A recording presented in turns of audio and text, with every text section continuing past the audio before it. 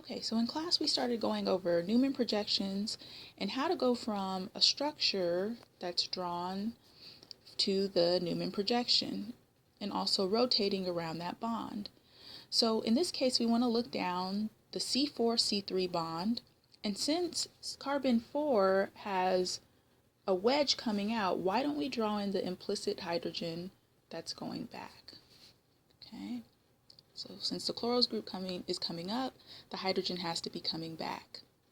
The next thing is I would draw in on carbon 4 the group that's in the plane of the page first. So at carbon 5 we have this methyl group going up, so that will be here in our Newman projection.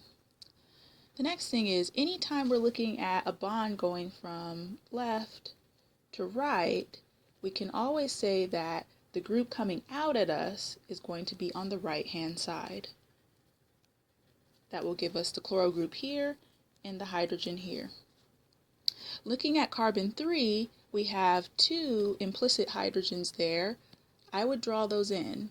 Since everything else is in the plane of the page, we know we have one coming out at us and we have one going back. So those will be up, left, and right. And then this group here, the tert-butyl, is going down. Okay, that's our first structure. So the next thing is we want to draw out all the other structures. Okay, and we're only rotating around one bond, so I would just choose one or the other, either the front or the back. In this case, I'm going to rotate the front, so that means the back is going to be exactly the same for all of your structures. We're only rotating one. So I would draw that in first because it's not going to change in all of the structures. We're always going to have the two hydrogens, and then we're going to have the tert-butyl group at the bottom.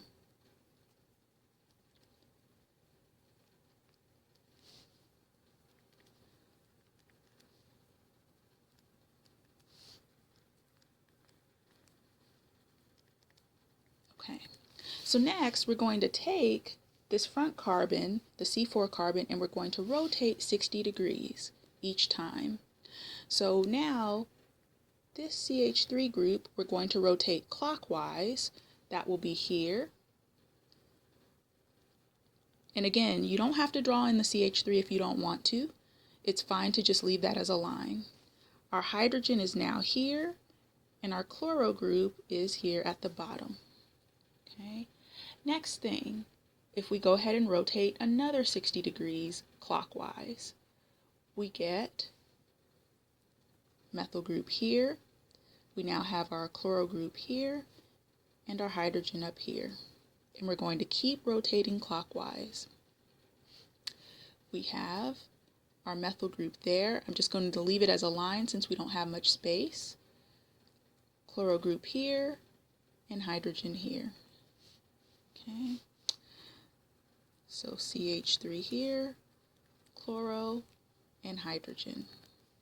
And one more time, so that way we rotate it all the way around. I'm going to leave this as our CH3 group since we don't have a lot of space again.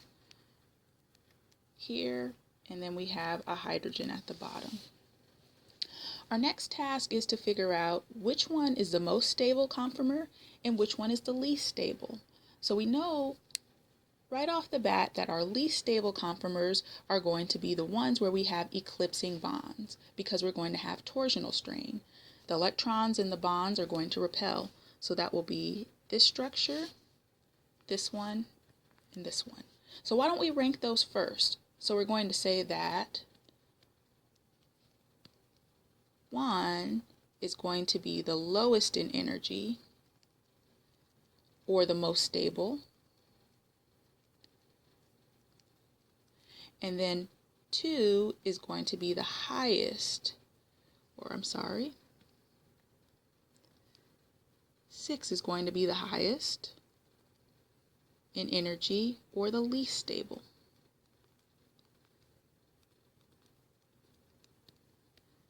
Okay, so we have all eclipsing bonds. We need to figure out which one is the worst. So that's going to be the structure where we have the most bulky substituents eclipsing each other.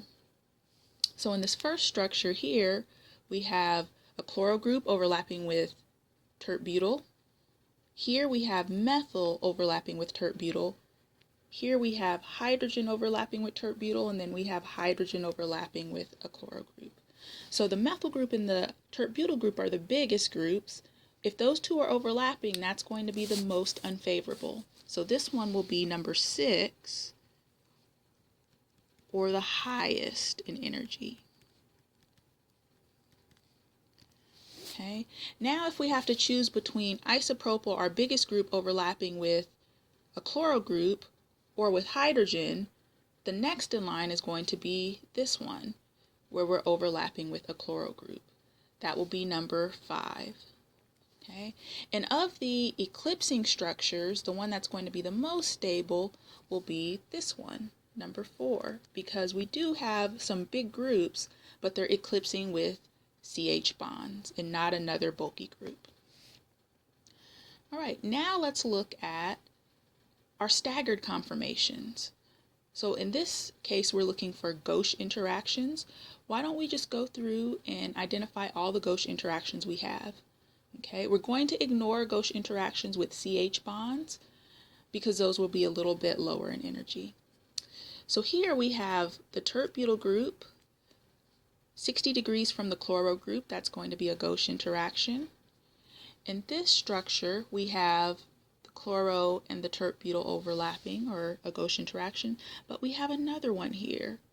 We have the tert-butyl group and the methyl group 60 degrees apart. And in this structure at the bottom, we have the methyl and the tert-butyl gauche interaction.